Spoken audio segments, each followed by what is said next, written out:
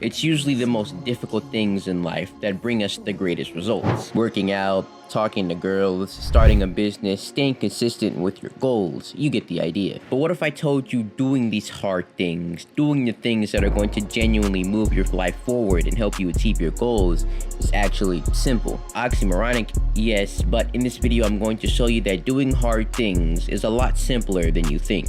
In order to make hard things simple, you need to understand that it's not the task itself that's difficult, but starting the task. Think of work like a chemical reaction.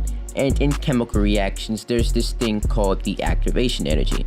And the activation energy is the amount of energy required to activate a chemical reaction. I know, crazy. The interesting thing about activation energy is that it's always higher than the amount of energy required to maintain reaction. Just like in doing hard things, the amount of effort required to actually start the hard thing is always going to be higher than the amount of effort required to maintain doing that hard thing. For example, getting dressed and going to the gym is going to be harder than actually starting the exercise once you're there. Or getting yourself to talk to a pretty girl is always going to be harder than holding a conversation with her. Once you start the task, you're able to enter a sort of flow state where doing the thing, maintaining that action is fairly simple. The problem is getting over that initial high peak to do that.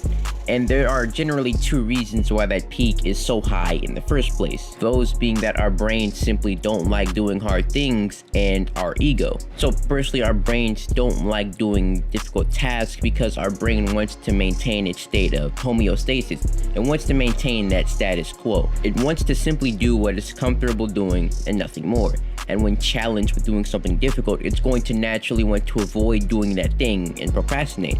Say for instance, if I were to walk up to you and say, listen, I want you to talk to the next 100 people that you see, you'd probably recoil if I were to tell you that. I'd probably do the same thing because the idea of going and talking to 100 people seems like it would require a lot of effort, so our brains are naturally like, nah, I think I'm gonna pass on that. And secondly is the ego, your identity. Your identity is who you are. It's who your brain perceives you to be. Say for instance, if you always felt like you were better than the average person, the second you get challenged with something outside of your comfort zone, say a talent show or something like that, your brain is probably gonna be like, I don't really want to do that, because in the event that you fail, your identity changes. You're no longer better than the average person. And if that happens, you, the version of you that your brain believes itself to be, ends up dying. It can no longer claim that as its identity, so it tends to avoid things that can change its identity in order to preserve that version of you that you are right now. So if you want to make doing hard work simple, you need a way to remove that resistance, i.e. lower the activation energy required to do hard work. Well, another interesting thing about chemical reactions is they have a thing called catalyst. And a catalyst is essentially this substance that lowers the amount of activation energy required to start a chemical reaction. And I found 3 catalysts that are extremely effective when it comes to doing difficult things.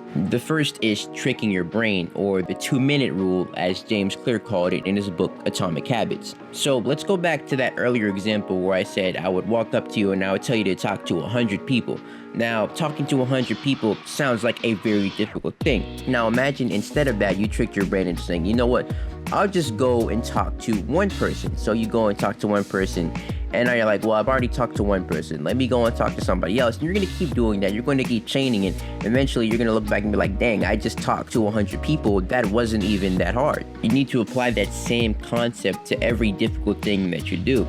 If you're procrastinating on doing some type of project, maybe just write your name in the title. If you're hesitating to talk to that pretty girl, maybe just go up and say hello, introduce yourself. If you're struggling to get focused work done, go on your computer, turn it on, and open the page where you need to do it. Once you've done that, you'll be like, well, I'm already here, might as well get it started. The next catalyst for making hard work simple is batching or using a reward. Essentially, you want to associate completing a hard task with getting a reward afterward. For me, I don't eat until after I finished my focused work and done my workout for the day. So if I'm ever procrastinating or I don't feel like doing one of those, I'm just gonna starve. And obviously, I don't want to starve to death, so I'm gonna get my focused work done and I'm gonna get my workouts done every day. So find something you enjoy to do, like playing a video game or watching a TV show, for example, and only let yourself do that thing after you've done that hard work. Then you'll begin to associate that task with the reward, and you'll think, oh, if I get this done, I'll be able to do that thing I really love to do, and you're really going to want to do it. Now, be sure to keep these rewards in moderation so they don't take over your life. And the final catalyst, which is a really powerful one, is reframing your identity. So earlier I talked about your ego, your identity, and how that can prevent you from doing hard things. So a way of working around that is to simply change your identity. Say for instance, you might think, oh, I have to go and work out so I can get a 10 out of 10 physique, so I can be jacked and so I can look sexy.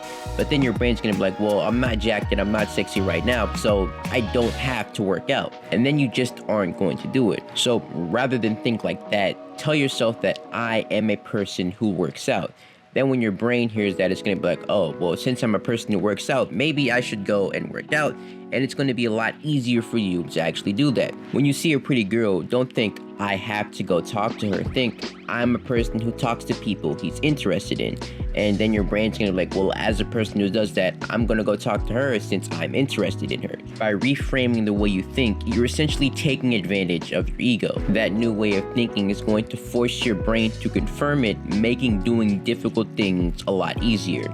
As a bit of a bonus, the more consistently you do these difficult things, the easier they're going to become over time. They quite literally become a part of who you are. It becomes a habit and you reach that bottom stage of the chemical reaction where it's extremely easy to maintain that progress. And soon enough, doing difficult things won't just be simple, but enjoyable. So here's the quick recap. If you want to make doing hard things simple, you're going to need a catalyst to overcome that initial activation energy.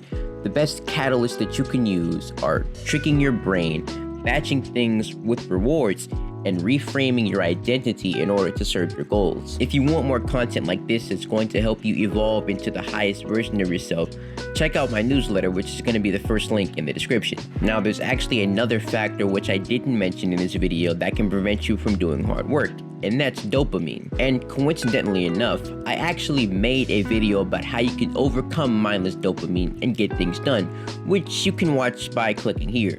Or it might be here or there. I don't know, it depends on where post-editing LemuelM decides to put this. In any case, let's put the work in. Peace.